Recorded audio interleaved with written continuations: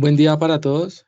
Vamos a iniciar con la presentación de la unidad uno, tema 1.2, la presentación, síntesis y análisis de la educación física en la hegemonía conservadora, que corresponde al capítulo 2 del libro de la aproximación histórica de la educación física en Colombia, y el autor es Jorge Alfredo Zavala Cubillos. Nosotros somos estudiantes de la licenciatura en deporte, estamos en el espacio académico de Historia del Deporte, y el grupo está conformado por Juan Sebastián Guerrero García y quien les habla Manuel Giovanni Correa Ochoa. Acá vemos el índice, el cual tiene 10 puntos. Primero vamos a ver y a dar inicio al capítulo 2, como les decía, la educación física en la hegemonía conservadora y cada uno de sus subtemas. Entonces vemos allí la Guerra de los Mil Días, el primer Congreso Internacional de Educación Física, a Uruguay campeón mundial. Vamos a ver la Ley 80 de 1925 con sus artículos más relevantes. También la columna escrita por don Tomás Rueda Vargas, una reflexión acerca del concepto de cultura, el término de la llamada escuela nueva, la misión pedagógica y por último, ese fin de la hegemonía conservadora.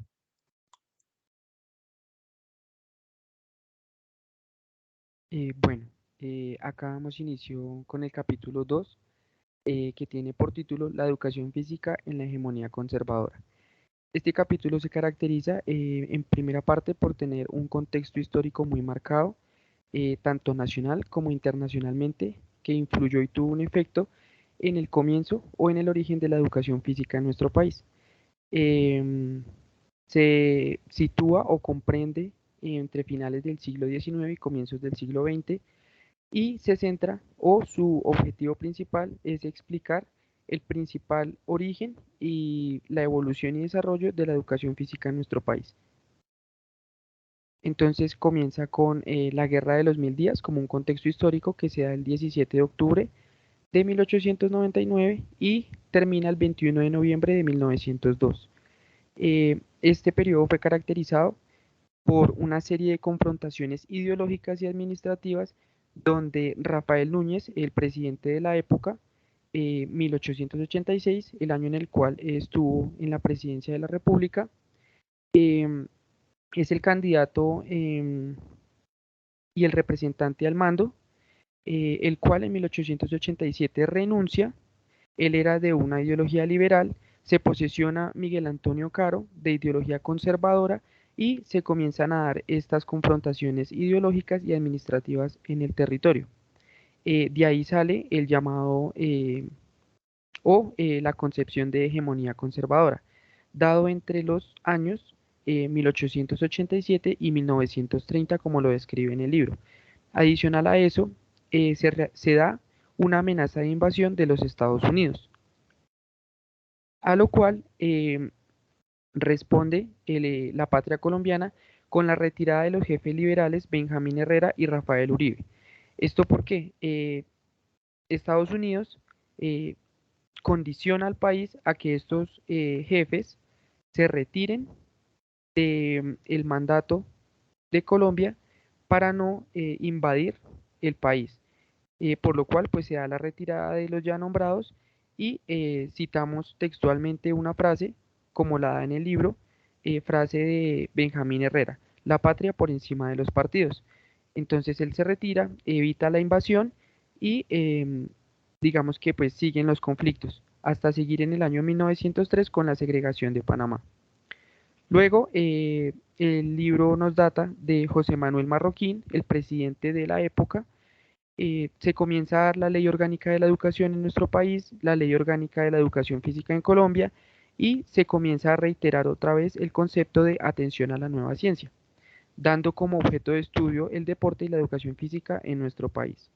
Podría decirse que pues esta etapa es como el origen de la educación física en nuestro país, el origen, perdón, el periodo de tiempo que más tuvo influencia o efecto y que da paso al origen y al desarrollo de esta nueva ciencia.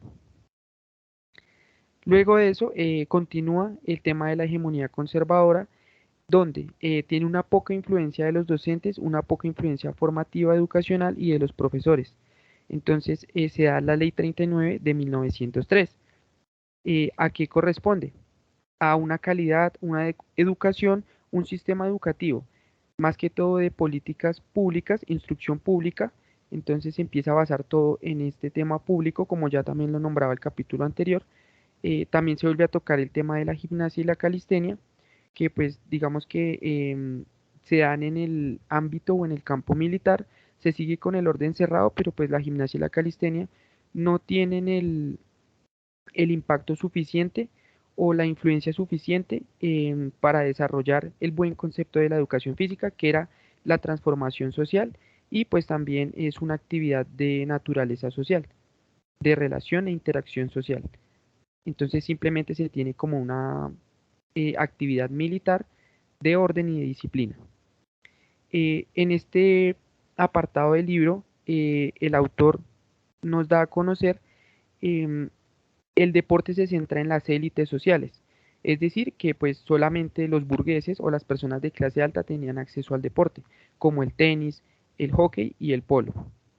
Se practicaba en clubes de élite y no se permitía la organización social de núcleos, es decir, que pues no había interacción social, eh, por decir el proletariado o la demás comunidad, digamos que no tenía acceso a estas actividades, ya que pues eran de la época elitistas.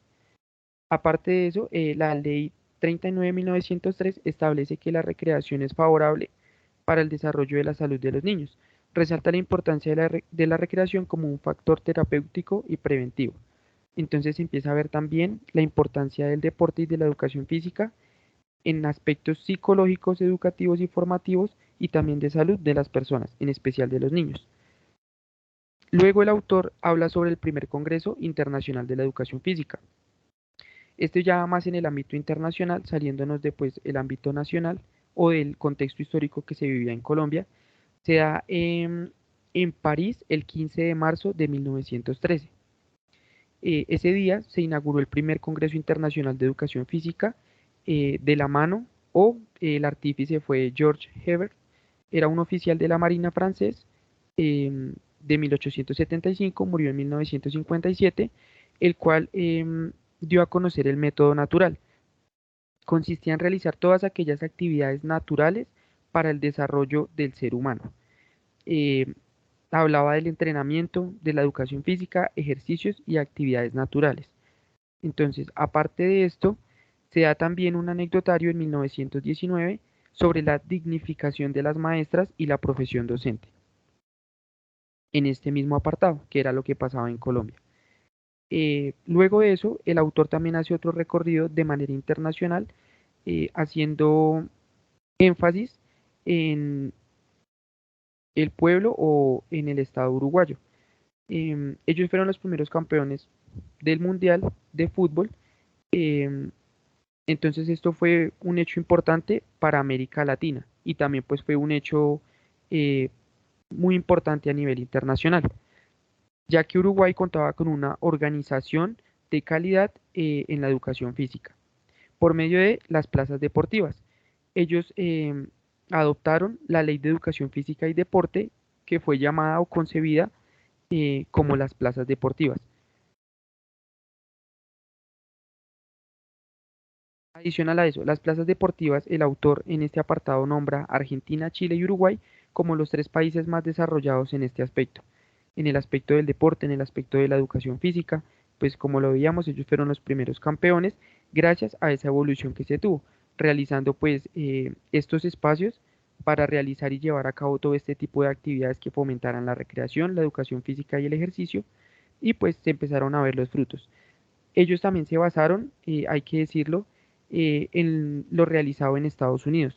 En el libro nos explican que Uruguay se empezó a basar en lo que se realizaba en Norteamérica, en los Estados Unidos, trayendo ya más científicamente y adoptando la cultura norteamericana con científicos, doctores, ya el deporte en sí. Entonces aparece la Ley 80 de 1925. Eso se realiza acá en el ámbito colombiano y se da una copia de lo realizado por Uruguay en nuestro país, por mandato o bueno, por propuesta de Pedronel Ospina, quien era pues el presidente de la época. Pero aparece Uribe Echeverry, quien realiza un contraste y hace una reflexión sobre las diferentes realidades culturales y sociales que tenemos tanto en nuestro país y en ese momento del contexto histórico frente a Uruguay, Argentina, Chile, y también más adelante hace un contraste con Norteamérica, Estados Unidos, Alemania, Inglaterra y Europa en general.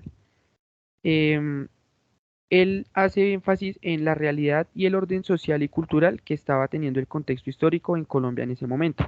La educación física en Uruguay se basaba en cuatro aspectos importantes o fundamentales. El primero tenía que ver con la salud, el segundo con la recreación, el tercero con el mejoramiento de la energía mental y el cuarto con el carácter. En Uruguay se estableció esa ley y se llevó a cabo esa propuesta y ese proyecto por medio de estos cuatro fundamentos principales. Acá lo que les nombraba anteriormente, en Europa y pues en Norteamérica, las potencias y el desarrollo deportivo o el desarrollo de la educación física se estaba dando en Estados Unidos, Alemania e Inglaterra. Se tuvo un excelente desarrollo estructural, educativo, científico y deportivo. En 1886 se da la primera plaza de deportes en Boston, los cuales eran llamados St. Gardner Jardines de Arena, fue el primero que se dio en Boston, y en 1913, por parte de América Latina, se da en Montevideo la primera plaza deportiva de Uruguay. Eso también tuvo una extensión y un impacto, como les contaba anteriormente, al punto de llegar a tener 41 plazas y 27 proyectos de evolución o de desarrollo para los próximos 10 y 20 años. Luego, la Comisión Nacional de Educación Física se encarga pues de realizar todo esto y de llevar a cabo estos procesos. En 1920 se da la preparación de maestros de educación física. Esto ya en el ámbito nacional y en el contexto histórico de nuestro país. Se da pues ya la preparación física de maestros para comenzar a dictar esto como una disciplina a causa de pues la Comisión Nacional de Educación Física.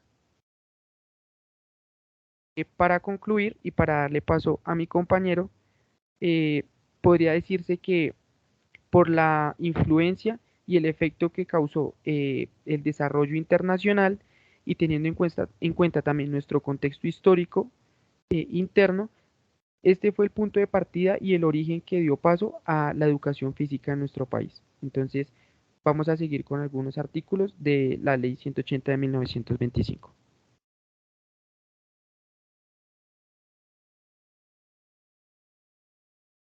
Vamos a continuar entonces con unos de los artículos más relevantes de lo que está planteado en la Ley 180 de 1925.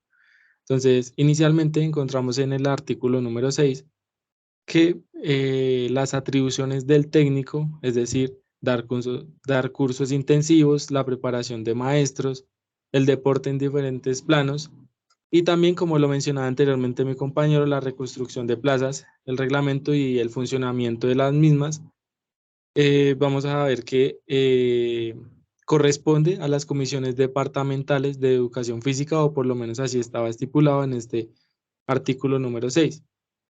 En el artículo número 7 encontramos que el presupuesto anualmente debería ir dirigido para fomentar la educación física en el país y también dando premios o reconocimientos a los vencedores de, digamos, de torneos y actividades que se realizarán en el momento.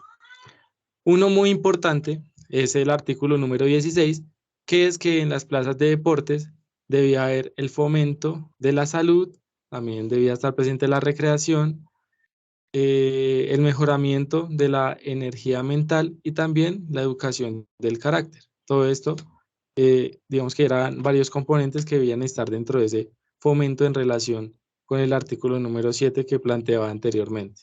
Siguiente, por favor. Bueno, vemos que esta ley se da en Bogotá el 13 de noviembre del año 1925 y allí estuvieron presentes pues en esta ley presentada el presidente del Senado, que era Gómez Recuero, el presidente de la Cámara de Representantes, que era Enrique Arrazola, y también el secretario de Senado, Horacio Valencia Arango. Entonces allí en esta ley se hizo un decreto que no tuvo mayor relevancia, ya que no tenía, digamos, unas bases para que se pudiera realizar o para que se pudiera, digamos, afianzar esta ley. Lo que sí generó fue que la parte gubernamental o este sistema gubernamental reforzara un sistema burocrático. Entonces allí lo contratan haciendo referencia al artículo número 2 donde habla de que tenía que contratar a un presidente. Entonces allí contratan a Hans Huber, él es un alemán, que lo que buscaba en este sistema burocrático era apropiarse de todo tipo de actividades que se estaban realizando y que les mencionaba anteriormente en las plazas deportivas. Siguiente, por favor. Aquí hay un aspecto muy importante que nos habla el autor Jorge Alfredo Zavala Cubillos y es el artículo periodístico que publica don Tomás Rueda Vargas en el año 1926, ya que tiene gran relación y pues que digamos de alguna forma ratifica que el artículo y la ley 180 pues no tienen ninguna relevancia ni ninguna bases para su desarrollo. Entonces allí vemos que nos habla de que don Tomás Rueda Vargas era un educador y escritor, el cual él mismo se denominaba un teórico del deporte. Entonces, el artículo que él publicó es llamado Del deporte y la educación física y allí encontrábamos que nos hablaba de que la habilidad física que tenían los colombianos, él las veía principalmente en las guerras civiles y en cómo, digamos, lograban defender su vida o todo lo que hacían en esa habilidad física para defender su vida, básicamente. También nos hablaba del deportivismo, que tenía, digamos, una carencia en ese sentido de organización, ya que se llevaban prematuramente, ¿cierto?, a ir a competir a concursos internacionales o a competencias internacionales. Entonces, digamos que nos hablaba de que éramos demasiado nuevos y que competíamos contra países que llevaban muchos años de trabajo. También nos hablaba de que se deberían hacer, por el contrario, en vez de competir internacionalmente para el momento, muchos más campeonatos nacionales, antes pues que, como decía, ir a competir internacionalmente. Entonces allí nos hablaba de que la educación física iba a ser un factor que iba a ser bastante determinante en el desarrollo intelectual también de las personas. Siguiente, por favor.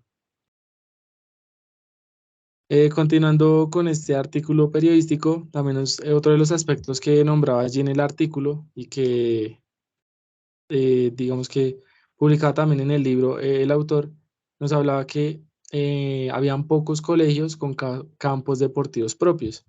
Entonces, pues allí habían muchos niños sin movimiento e incluso hablaba de jóvenes universitarios que tenían muy poca posibilidad de movimiento en realidad.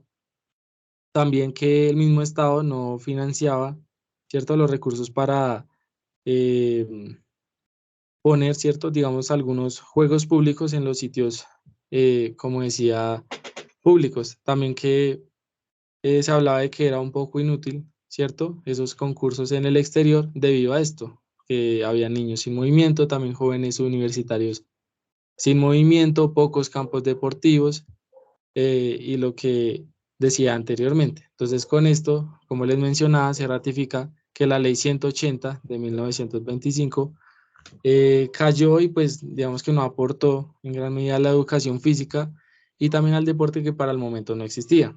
También un aspecto muy importante es el despilfarro del erario, que hablaba de Hubers, del cual les hablaba anteriormente, acerca de la corrupción y de que implementaba una ley que no estaba hasta el momento reglamentada. Entonces, habían muchos gastos injustificados sin ninguna base o algún sustento del porqué de estos gastos, de este despilfarro, y termina dándose el término de su mandato el 7 de agosto de 1926, sin haber creado ningún campo deportivo.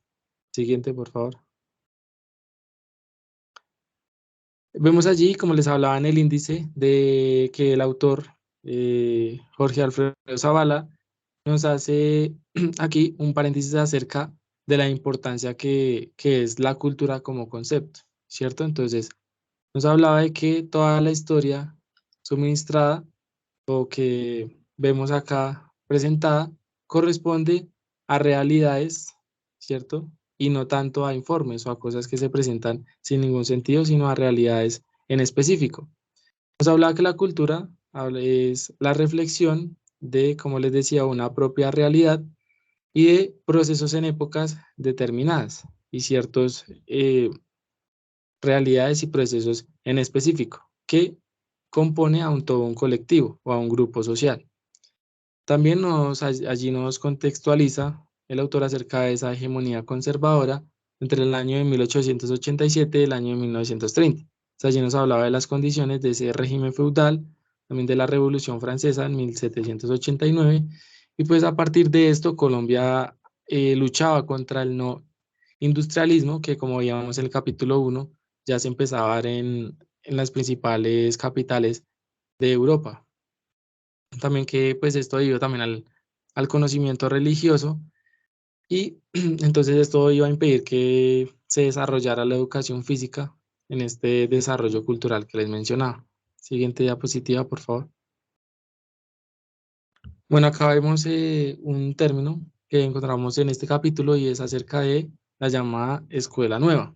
Entonces allí vemos que esta escuela nueva tiene una gran influencia de la clase económica. Entonces allí lo que veíamos era que crecía ese sistema de burguesía en el sistema nacional y que pues esto estaba haciendo crecer o generando nuevas estructuras que pues digamos como estaba influenciado por esta clase económica iba a permitir y iba a realizar también mejores ganancias. Entonces allí ante también un limitado nivel educativo, este impulso cultural de la que le hablaba de este sistema de burguesía está influenciado por esa escuela nueva. O sea, allí vemos que se crea también la concepción y se empieza a conocer la tecnología, también unos indicios o unos principios de industria y que pues está claramente no podía, digamos que ser, eh, no podía ser realizado, digamos que no podía ser apropiada por todas aquellas personas analfabetas. También allí aparecen unos nuevos planteamientos educativos. Los principales exponentes fueron Nieto Caballero, Tomás Vargas Rueda y Gerardo Arrubla. Esto en cuanto pues, al desarrollo de la educación. Siguiente, por favor. También nos habla en un apartado acerca de la misión pedagógica. Entonces habla también de unos exponentes, los cuales son Karl Dechter, Karl Glockner y Anton Eitel. Estos, pues, en cuanto a esa misión pedagógica alemana, y lo que iba a hacer era que iba a apoyar todo ese movimiento del cual les hablaba, la llamada Escuela Nueva. También uno de los aspectos muy importantes y, digamos, de los hechos fundamentales allí en esta misión pedagógica es que inicia y se crea el Instituto Pedagógico Nacional. También es importante ver que vemos allí presente la didáctica que se desarrolla de acuerdo a las necesidades y a las nuevas necesidades presentadas. Y esta misión alemana, en términos generales, pues iba a presentar unos buenos aportes. Siguiente, por favor. Por último, vemos allí hacia el final del capítulo 2 que nos habla del fin de la hegemonía. Entonces allí, como mencionaba anteriormente, ese sistema de burguesía que estaba en ascenso iba a permitir, o lo que buscaba era cambiar ese atraso del país, también en cuanto a tecnología, economía y la industrialización que se venía presentando, como les decía y vemos en el capítulo 1, en esas ciudades principales de Europa. Entonces allí el Partido Socialista Revolucionario, ¿cierto? Como su nombre lo indica, ¿cierto? Pues iba a cambiar, iba a generar muchos movimientos, una revolución básicamente en esos sectores populares. Entonces, allí en el año 1928 hay un hecho, digamos, al cual hace mucha relevancia el autor, que es muy importante, y es la huelga de la zona bananera. Entonces, nos habla del 6 de diciembre la masacre de las bananeras en Ciénaga, lo que pues iba a generar que se unificara los sectores principales y más grandes del país para generar una democracia. Entonces allí lo que genera esto es condenas contra el gobierno, también, digamos, este hecho pues de actos inhumanos y actos muy lamentables, el cual pues iba a estar, digamos que apoyado por pocas personas digamos, liberales, y sí por una gran parte de personas conservadores. También en el año 1929, se presenta la crisis económica mundial, y pues Colombia obviamente no iba a estar, digamos, apartada de esto.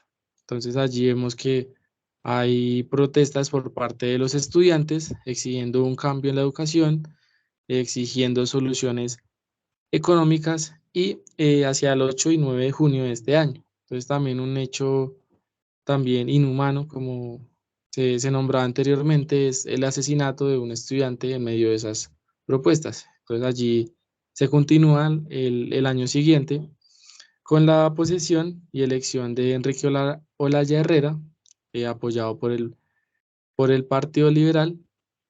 Se posiciona como, así como decía, apoyado por los liberales. Y entonces, pues digamos que aquí la educación física en Colombia iba por fin pues tener este inicio en los procesos culturales. Siguiente, por favor. Bueno, acá encontramos las referencias, como nombraba al principio, es el libro de aproximación histórica de la educación física en Colombia. El autor es Jorge Alfredo Zavala Cubillos, y en esta ocasión hicimos el análisis y la síntesis del capítulo número 2 llamado la educación física en la hegemonía conservadora. Y con esto damos finalizada nuestra presentación. Muchas gracias.